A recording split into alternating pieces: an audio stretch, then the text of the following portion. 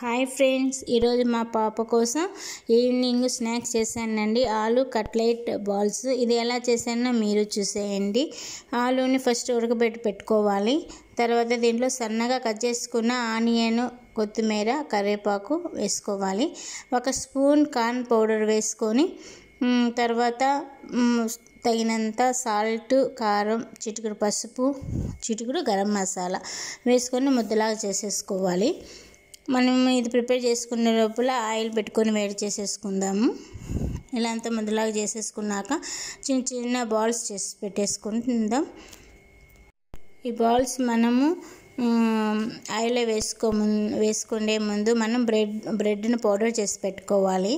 ఈ balls bread పౌడర్లో ఇలా అటు ఇటు కలబెట్టి అలా ముంచేసేసి డీప్ ఫ్రై చేసుకోవడం. రెడీ అయిపోయింది ఫ్రెండ్స్, క్రిస్పీగా ఆలు కట్లెట్ బాల్స్ అనేవి.